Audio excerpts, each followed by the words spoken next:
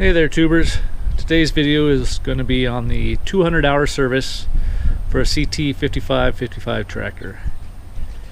What you'll need is an air filter, which is a 6666375, a fuel filter, which is a 7380039, hydraulic filter, which is a 7379332, and a hydrostat filter, which is a 7002299. Now this is every 200 hours. So what I'll start with today is over here on this side, the fuel filter. And what you have to do is you'll spin this bottom piece off, drain the fuel out of it, and try and catch it. I'm not sure how I'm going to do it yet. With all this stuff in the way, it's going to make a mess. But just spin that filter off, and then we'll open the bleed valve here and prime it with that. I'm going to put the new one on. So I'll get a pan and see how big of a mess I can make, and I'll be right back. So the first thing you have to do is pull apart that sensor, which is the water sensor for the filter. Once it gets enough water in there, it'll trip this sensor and put a light on in the dash and let you know that it needs to be drained. So once you get that loose, then should be just spinning this, and once this comes loose, it should just start draining. Apparently it's got quite a few threads.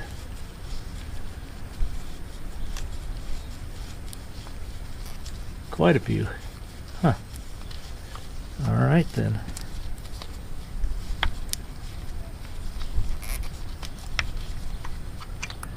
And there it goes. And there goes the mess it makes. Alright, well, I'll let this drain here for a minute and then pull that filter off. Alright, now that I've thoroughly made a mess, the next thing to do is to pull this water separator off. It just twists off, and then I'll put this on the new filter. I'll lube that new filter's O-ring up, and then we'll get it screwed back on there. Be back in a minute. So once again, Brutus at Bobcat has struck, and that was ungodly tight. It's got a wrench head on it, and unfortunately I didn't have the right size wrench, so I had to use a crescent wrench, and I used a pretty good sized one to break that loose, and was able to get it off. Got it on this new one.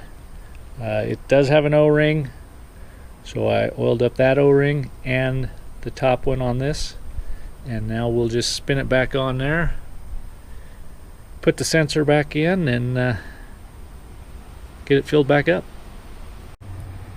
Alright, so I got it up in there. Basically it's just like an oil filter. You screw it on till you feel it touch the base, and then you go another 1/2 to 3/4 of a turn. One thing I think I'll do different next time, the manual says to take this off first, then pull the filter off. But I think there's enough room in here that if I unscrewed this, left this hooked up, you'd only lose a little bit of fluid up here at the top, but you wouldn't make this big mess that I made here.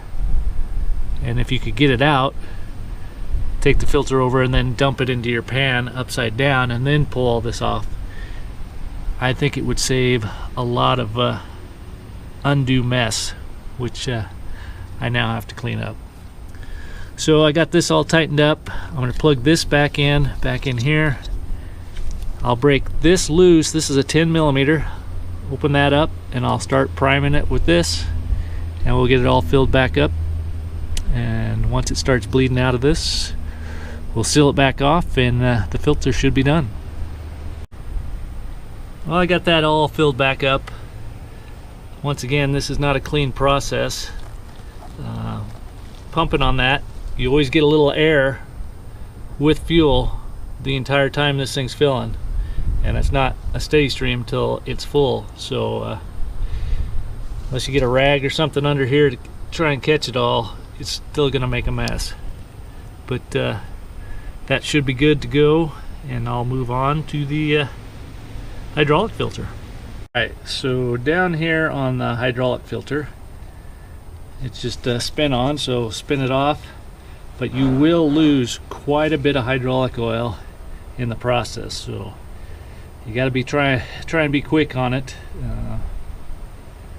but you will definitely have to add some after this process is done. So I'll get that spun off and get the new one on and see how much we lost. Alright, so I got the old one off and got this new one spun on. It's like every other filter. Feel it touch the base, then go 1/2 to 3/4 of a turn, and that's fully seated. So as you can see, I've probably lost well over a gallon. I think the way this is situated, you would drain almost the entire system if you just left it. So you got to be fairly quick. There is a really strong magnet inside here, so when you get this completely off, you'll fight it a bit because it doesn't really want to come off. That magnet's so strong it's actually holding the filter. But you overpower that magnet, get that off, get the new one on as quick as possible, and try and save yourself some oil. So I'll move over to the other side, and we'll work on the hydrostat filter. Alright, over here on the left side, or driver's side, you got the fuel tank, and right behind it, that's the hydrostat filter. So I've got the loader off, so it's a little easier to see and get under here, but not a whole lot. But you'll crawl under there, break that free, and unfortunately this framework for the loader does get in the way, so you're going to make a mess with that. But this one doesn't lose as much oil as the hydraulic system, but you're going to lose some. So I'll try and make it quick, and I'll be right back. So that one went fairly easy. You can see that I got a little bit of oil on the rail there that I'll have to clean up. But overall, I probably didn't even lose a cup of oil out of this one. So that's good, but when you do fire it up, you're going to have to refill that filter.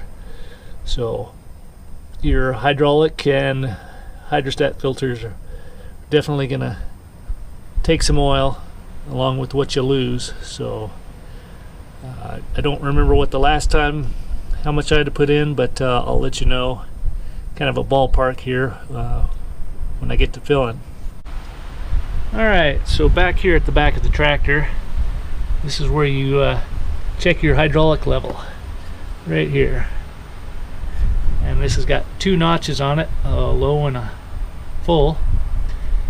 After doing the filters, I'm not sure if it'll focus or not, but after doing the filters, it was on the low mark. So with that, you pull this plug out, which this is a plastic plug. I've mentioned it before on another video. It is the same exact plug as what's up here on your engine oil. However, that one is a nice aluminum one.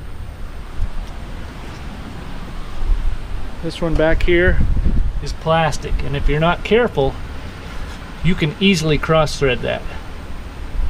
So if I get the chance, I am going to order another aluminum one and just put it back here and do away with the plastic one altogether. So I ended up adding just about 2 gallons to the system. It's just below full, and I'm going to run it for a day or so, and then I'll check it again, and I'll probably end up adding just a little bit more, but I wanted to see if it's going to move or not. But yeah, that's unfortunately about what you lose and what the filters take. Changing the hydraulic and hydrostat filters out.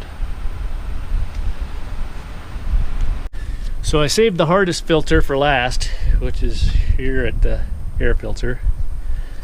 So you've got 3 clasps here.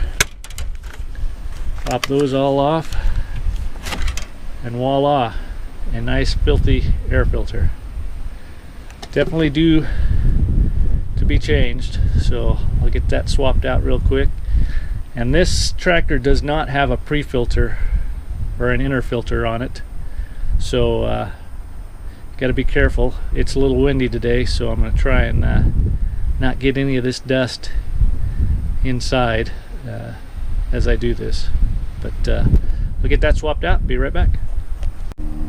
Alright, so that's back together. The next thing is to check all your hoses throughout the engine. Just make sure everything looks good all the way around it. Fuel lines, coolant lines,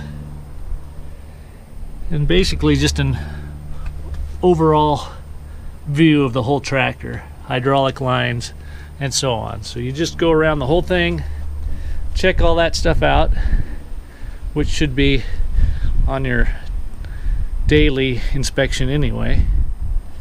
But just check all that stuff out, make sure it's all right. And then the last thing is to check your toe in. So what they want is to measure the difference between the front and the rear of the tires to see how much toe in there is. And it's fairly simple to do. I go off these mold casting ribs, which should theoretically be the center of the tire. So I come over here, put a tape measure right on the center of it. I do the same thing on the back side here, and then you go read the difference, and it should be 2 to 8 millimeters, which in layman's terms is about 0.10 to 0.25, or excuse me, 0.10 to 0.31 inches. So as long as I'm shooting for a 1/4 of an inch, I should be good. So the way this is reading right now looks like it's at about 55 or so. And we'll check the back here. And the back is, looks like not quite 55. 55 1/3. So I think we're right there. I don't think I'll have to adjust this at all. But if you should ever have to, you come up front here to the tie rods, you'll break this nut loose, and then you'll twist it with that, and you'll either twist it in or out. You want the narrow part to be up front, the wide part to be in back. And all that is like your car, is just to help recenter the steering wheel back to straight when you're making a turn. So that's pretty simple, not a whole lot to it. The other thing that I will also be doing is greasing everything, which will be lift arms, 3-point, the loader, any of the grease zerks that I can find. So that'll be up on the front end also. But I think that's about it. Not too bad of a job. It took me maybe an hour and a half here, and it's probably going to take me another hour to clean up all the mess, but not a horrible job. If you have any questions or comments, leave them below. Otherwise, I'll talk to you later. Bye-bye.